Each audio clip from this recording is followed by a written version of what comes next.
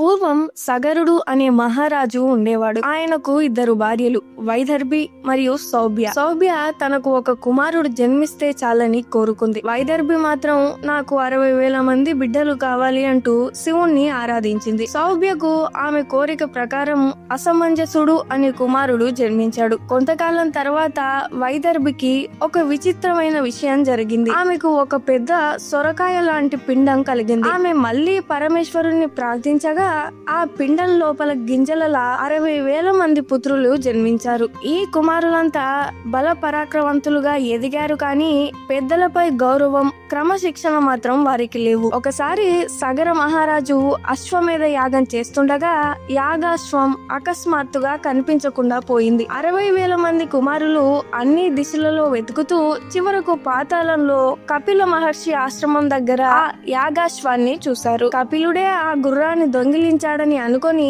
ధ్యానంలో ఉన్న ఆ మహర్షిని అవమానించారు. దీంతో కపిల మహర్షి కోపాగ్నికి 60,000 మంది మాడి మసైపోయారు. ఈ విషయం తెలిసిన సగరుడు దుఃఖంతో తట్టుకోలేక రాజ్యాన్ని వదిలి అరణ్యాలకు వెళ్లిపోయాడు. అసమంజసుడు మాత్రం తన సోదరుల్ని బతికించాలని సంకల్పించుకున్నాడు. స్వర్గంలో ఉన్న గంగా నది ఆ బూడిద రాసుల మీదుగా ప్రవహిస్తే వారంతా మళ్లీ జీవిస్తారని తెలిసి గంగ కోసం చాలా కాలం తపస్సు చేసి అసమంజసుడు కనుమూశాడు. తర్వాత అతని కుమారుడు అంశుమంతుడు ఆ తపస్సును కొనసాగించాడు. కానీ ఆయన వల్ల కూడా అది సాధ్యం కాలేదు.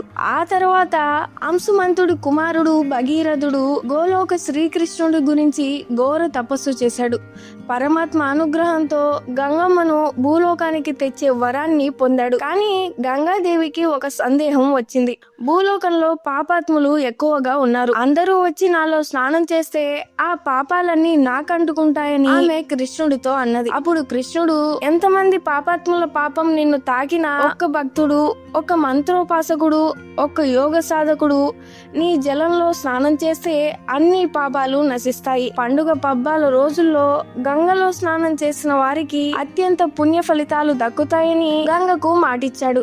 ఆ తర్వాత కృష్ణుడే స్వయంగా గంగను పూజించాడు. భగీరథుడు కూడా గంగమ్మను పూజించి భూలోకానికి గంగ దూకే వేళ ఆమె వేగాన్ని భరించే బాధ్యతను శివుడికి అప్పగించారు. భగీరథుడు వెంట భూలోకానికి వచ్చిన గంగ భగీరథి అయింది. ఇలా రాయలసీమలో ఏ మూల ప్రాంతానికి వెళ్లినా గంగమ్మ దేవత దర్శనమిస్తుంది. సాధారణంగా ప్రతి గ్రామానికి ఒక గంగమ్మ ఉంటుంది. కొన్ని ఊర్లలో 2 గంగమ్మలు ఉంటారు. ఒకరు బ్రాహ్మణాది జాతరలకు, మరొకరు హరిజనులకు. కానీ కాళహస్తిలో మాత్రం 7 గంగమ్మలు ఉన్నారు. గంగమ్మ జాతర జరపాలంటే గ్రామ పెద్దలంతా సమావేశమై ఒక తేదీని నిర్ణయిస్తారు. ఈ విషయాన్ని చాటింపు ద్వారా గ్రామ ప్రజలకు తెలియజేస్తారు. ఆ చాటింపు పడిన తర్వాత ఊరిలో ఎవరు ఎక్కడ ఉన్నా జాతర సమయానికి ఊరికి చేరుకుంటారు. కుమ్మరి వచ్చి ఒక్కో వీధికి ఒక్క గంగమ్మ చొప్పున 7 వీధులకు 7 గంగమ్మలను తయారు చేస్తాడు. ఇది ముఖ్యంగా కాళహస్తి విషయం. ప్రతి గంగమ్మకు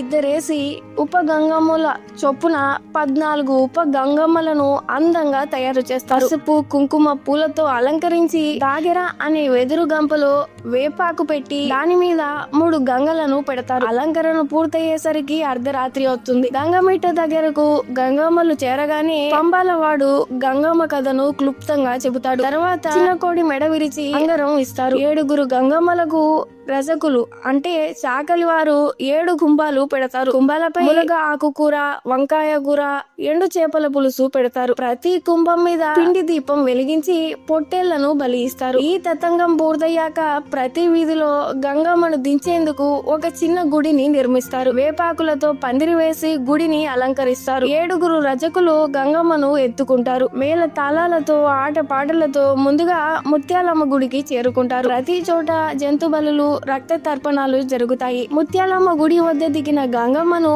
అత్యంత శక్తివంతమైనదిగా భావిస్తారు. అందుకే ఆమెను ముందుగా ప్రతిష్ఠిస్తారు. ప్రతి ఇంటిలో నట్టింటి పోలేరమ్మను పసుపు, కుంకుమలు ప్రతిష్ఠిస్తారు. 3 విస్తలల్లో కుంభం కూడు పెట్టి దీపాలు వెలిగిస్తారు. గంగమ్మ కదిలే వరకు ఈ దీపాలు ఆరిపోకుండా చూస్తారు. మొక్కులన్నీ తీర్చుకుంటారు. చీరలు సమర్పించి కోరికలు కోరుకుంటారు. ఒక కుండలో అఖండ దీపం వెలిగించి ముత్తైదువులు గంగమ్మ దగ్గరకు తీసుకువెళ్తారు. 3 ప్రదక్షిణలు చేసి ఆ కుండను పగలగొడతారు. మిగిలిన పెంకులను ఇంటికి తెచ్చుకుంటారు. అవి ఉంటే ఎలాంటి ఆపద రాదని నమ్మకం. ఇలా ఆవేశం, భక్తి, భయం, ఉత్సాహం అన్నీ కలిసిన ఈ గంగమ్మ జాతర మన జానపద సంప్రదాయానికి జీవంతో సాక్ష్యం. ఇలా పురాణాల నుంచి జానపద జీవితం వరకు తరతరాలుగా ప్రవహిస్తున్న శక్తే గంగమ్మ తల్లి. ఈ రోజు కూడా మన ఊళ్ళలో జరిగే గంగమ్మ జాతరలు మన సంస్కృతి, మన జానపద విజ్ఞానం, మన మూలాలను గుర్తు చేస్తున్నాయి. గంగమ్మ తల్లి మన ఊపిరిలా, మన సంప్రదాయంలా ఎప్పటికీ జీవిస్తూనే ఉంటుంది. ఇలాంటి మరిన్ని ఆధ్యాత్మిక విషయాలను తెలుసుకోవాలనుకుంటే ఈ ఛానల్ను సబ్స్క్రైబ్ చేసుకోండి. పక్కనే ఉన్న బెల్ ఐకాన్ని కూడా క్లిక్ చేయండి.